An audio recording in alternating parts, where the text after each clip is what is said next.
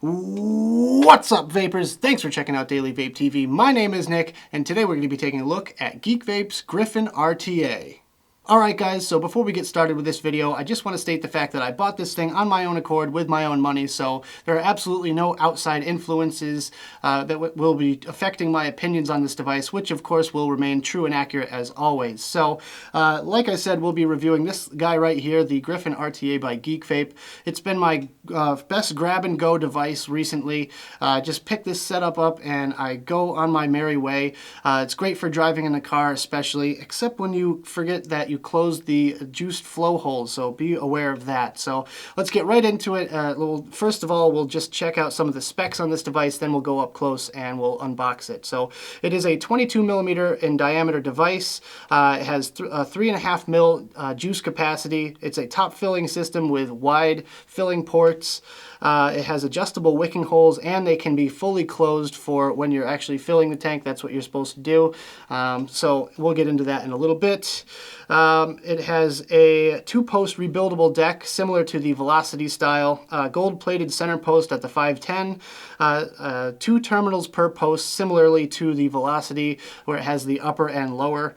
And they're 2 millimeters per terminal. So with that being said, you can kind of build bigger coils in them. If you want to put in some fuse Claptons or something like that, you're going to be able to fit it no problem. It uses PEEK insulators, and it has a easily adjustable wick port ring. Again, we'll go over that in the close-up section. It is dual adjustable airflow, 12 millimeters by 2 millimeters for each one of those slots. Of course, they're fully adjustable. 13.5 millimeter Delrin drip tip, which also comes with a 510 adapter as well if you wanted to use one of your own tips. But it also fits the Kennedy tips as well. I've noticed that, so keep that in mind if you have a Kennedy. It is, like I said, a gold-plated 510. In the box, you get a Griffin tank.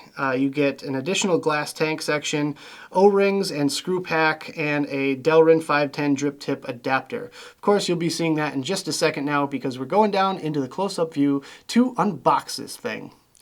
Alright guys, so as you can see here, we have a 22 millimeter Griffin tank.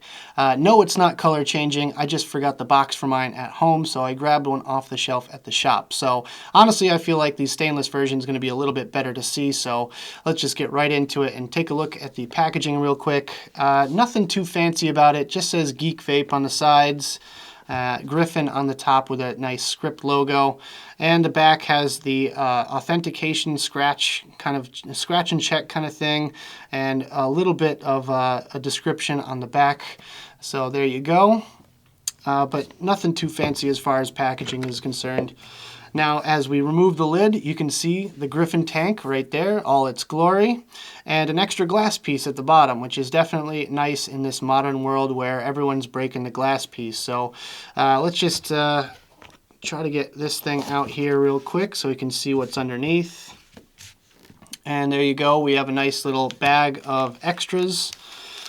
We have some screws, a whole bunch of O-rings in there, including some different color ones, which is kind of nice, and an Allen key. Also, you get the 510 drip tip adapter. That can definitely come in handy if you want to use your own drip tip on this thing. Well, there you go. But yeah, otherwise you just get some grub screws and extra O-rings and all sorts of, lots of extra O-rings to be honest with you there. So let's just go ahead and put this whole package back together. We'll just take the Griffin tank out of here, and that's what we'll be showing you. So let's get a nice, good close-up of this. There we go. Focus her up. Now let's go over some of the features of this device from top to bottom. So we'll start off with the Delrin wide bore drip tip. So let's just remove that real quick. So as you can see here, it's a straight bore all the way through, so no restriction whatsoever there. And I like the fact that it's Delrin because it will stay nice and cool when you're vaping on it, even at the higher wattages. No problems there whatsoever. I think it's one of the most comfortable mouthpieces that I've ever used, and I'm like I've always said, I'm not a huge fan of metal mouthpieces, so that is definitely going to come in handy.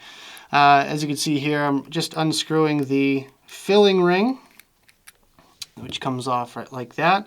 All the threads are pretty nice on here. A little bit squeaky, but nothing too bad. So you can see the nice Geek Vape inscription on there, or etching, or whatever you want to call it. So yeah, there's that, and not much else to talk about that piece there. Looks like there's some O-rings in the top cap. There's your dual fill ports, or fill port / air outlet port, whatever you want to call it, I don't know. But yeah, that's how you fill it. The tip of a normal glass dripper fits pretty nicely in there. Not 100%, so sometimes you will get some overflow into the middle channel there, but not a big issue for me personally. I have never had a big problem with that. So you can also take this one step further and detach this piece here, the chimney section. That all comes out, so if you want to clean that, it's pretty simple to clean, and that's how you change out the glass as well. Honestly, one of the best, systems for changing glass I've ever seen. A lot of other tanks, you have to slide it over the O-rings, and it can be a royal pain in the butt, but on this tank, not so much. So I'm actually going to put that back into place so I can show you the build deck on this thing here. Just kind of shows you the way the chimney works and how that whole system is. On here you can see the little Griffin logo. Now, one thing I noticed about the difference between the stainless and the black version is the black version actually has the written word in the script font there, Griffin. Hopefully I'll be able to catch this on the camera, if it'll focus. So yeah, as you can see here, it has the script Griffin on the inside, which I think looks a little bit nicer than not having it. Unfortunately, you don't get that on the stainless version. I was a little bit bummed out about that fact, because I feel like the people that got the stainless version kind of missed out on something kind of cool. So let's just go ahead and remove the whole tank section, which also removes the chimney and everything else, and expose the build deck here. 2-post build deck with peak insulators, which are really high quality. The best quality, in my opinion, as far as insulators are concerned. You can see the airflow channels from the bottom, nice and wide there. Maybe not like the widest I've ever seen. However, I feel like that's pretty much as wide as it gets, because you got to have room for the wicking ports as well. 2 posts, just like a Velocity, with 2mm holes in each, or two 2mm holes in each post, with grub screws on the side, which it comes with its own Allen wrench for, which is a nice touch. Awesome build deck. Love this build deck. Really can't say enough how much I actually love this build deck. Super easy to build on. Now you take off this little ring here, and that's kind of the weirdest thing for me, and the hardest thing to grasp is actually the wicking. So very easy to build, a little bit more finicky to wick. So when it comes to wicking, you can place your wicks down these 4 channels there, and then just kind of gently tuck them in using this ring here. I find this to be a little bit finicky, so on my setup right now, I'm actually running it completely without this ring in there, and it's actually working out a little bit better for me. So I don't know. I thought that was going to be like the coolest thing, and I didn't have to worry about my wicks falling out when I adjust the tank or anything. But honestly, I feel like that ring kind of constricts the wicks a little bit more, and can lead to some dry hits. So with that, I don't know. Maybe it's just me. Maybe I'm the only one having issues with that. Make sure you leave a comment in the box below if you are experiencing the same thing I am. So yeah, there's really nothing much else to show. There's the air holes there, 2mm by 22, I believe, something like that. I don't know, I just said it in the intro, I should remember. But they're nice and wide, and you get plenty of airflow. They are adjustable, however, that ring at the bottom here is a little bit loose on mine. Definitely not as tight as this. This one is pretty tight, but on mine it almost free spins. So just keep an eye out for that. You know, when you're at your shop or whatever buying this thing, just pick it up and see if you can, you know, mess around with it and see if it it's different, you know. See if it's a little bit loose, because on mine here, yeah, this thing just kind of free spins. There's not much tension there whatsoever, but not sure if that's something I did to it or if it came like that. I'm not really sure. And as you can see, our final little thing here is the bottom. It is serialized, and it does have a little bit of an inscription on the outside ring here, which is a nice little touch. You can see the gold-plated 510 connection. It does protrude ever so slightly from the positive connection, but I do not think it's safe to use on a hybrid mechanical device. In fact, I know it's not, because a friend of mine actually tried to put his Griffin on a Able mod and melted his Able mod. So do not put this on a hybrid mechanical. There, I'm saying it. So there you go. As you can see there, doesn't quite protrude out far enough. I kind of wish they would have made it adjustable. I don't believe this pin's actually adjustable. So unfortunately, you're stuck with exactly how it is right there. So let's just quickly kind of put this thing back together, and I want to show you one extra little thing here, which is the juice flow control system, and how you fill it. So basically, when you have this thing all put back together here, so basically with this all put back together, you can free spin this piece here. This just spins completely free, and it'll line up with 4 holes on the inside here. Hopefully you guys are catching this. See that hole right there? If I turn it like that, it closes off that juice flow control. So sometimes if I pick it up weird or something like that, I might end up spinning it by accident, which can be kind of a pain in the butt, to be honest with you guys.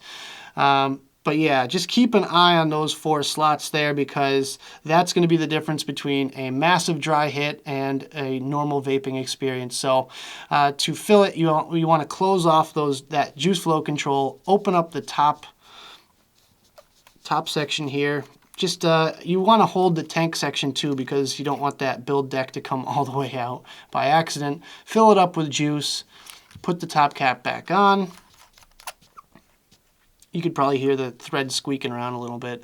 And then open up that juice flow control. If you don't do this, your tank will leak, period. I'm going to tell you that right now. All right, so that is the close-up section of the video. Let's go back to the main screen, have a quick vape, and we'll talk about some pros and some cons.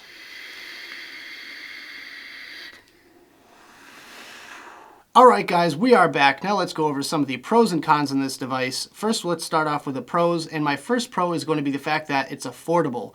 You can pick this device up online for around $35, which I think is a bargain, considering about a year ago, tanks like this with far less features would cost you almost double that, and not to mention the fact that K-Funds, if you wanted an authentic one, would cost you over $100, which I think is a little bit ridiculous. So if you want to get into building your own coils on a tank setup like this, this is a great way to kind of baby step your way into that. My second pro is going to be that it's so easy to fill. Like I showed you in the close-ups, all you got to do to fill it is just close off that juice flow control, open up the top cap, slap some juice in there, put the top cap back on, and open up the juice flow control again, and you're good to go. So I fill this thing up about 2 to 3 times a day, and it really couldn't be any easier. It takes me about maybe 30 seconds per fill, which is definitely no skin off my back. Also, it's so easy to build. That's going to be my third pro today. So easy to build. Since it's velocity style, you have that kind of over-under natural coil, the way your coils naturally go. So you're going to fit one lead into the over section, one lead into the under section, and mirror that on the other side. And honestly, it even fits some of the crazier wire builds. If you want to do fuse Claptons in here, you can do that, or any other kind of crazier wire builds. I know everyone's getting into the whole building thing right now, so that's going to be a big hit. My fourth pro is going to be the fact that the airflow is so smooth. I get a nice natural kind of airflow to it. It's not overly loud. It does have a little bit of a, not a whistle, but it does tend to be a little bit on the louder side, but honestly, it's nothing that really turns me off to this device whatsoever. And I'm just going to take a real quick draw off of this thing, and I'll show you what I'm talking about.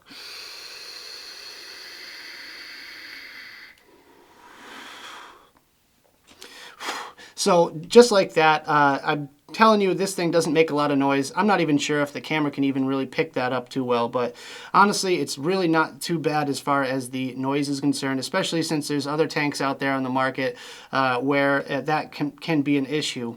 My final pro for today is going to be the Delarin wide bore drip tip. I think this thing is absolutely spot on. Like I said, you can fit a Kennedy tip in there, but I don't think there's really any need to, because the tip that's supplied with it is actually really, really good.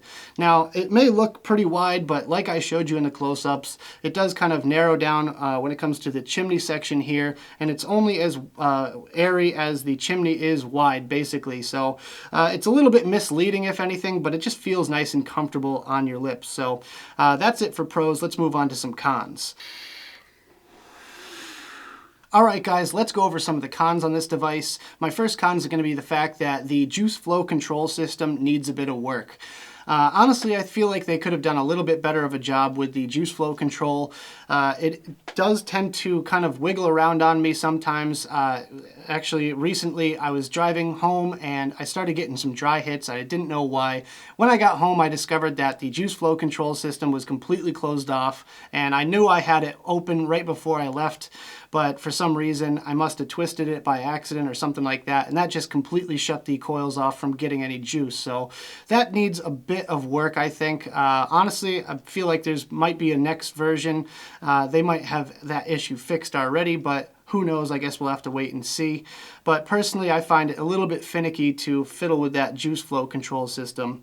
My next con is going to be the juice capacity. It doesn't hold enough juice in my opinion, and that's kind of a problem with this 22 millimeter form factor. It allows for a really big build surface, but a very minimal juice capacity. So unfortunately for the 22 millimeter Griffin, I'm going to have to give it a con for the juice capacity. In a world with so many 5 mil juice capacity tanks out there, this just doesn't quite fit in, rebuildable or not. So my third con is going to be the fact that it's a little bit difficult to wick. I've been fooling with the wicks for weeks now, trying to get it just right, but honestly the system that works for me is actually taking out that ring that's in the base like I showed you in the close-ups. I just take that whole ring right out and I just kind of dangle my wicks down, I juice them up, and I form them to fit into the juice channels, and I just be very gentle about putting that tank back on. And that system has been working for me pretty well so far. So, but otherwise, I've tried it where I just tuck the wicks into that ring. I've tried it having the wicks longer, shorter, and everything in between. And I just had a pretty lot of issues with the way this thing wicks. So keep in mind, you're going to have a little bit of frustration if you're not familiar with tanks. Like I'm used to the 528 Customs Monster V3, using a chimney coil and wicking it that way, and honestly I find that almost easier than wicking this thing here. My next con is going to be that the finish kind of rubs off a little bit. I've only had this thing for about 2 weeks now, but the finish is starting to wear off on the black version. I'm a little bummed about that, but I really can't complain all that much for the $35 price tag.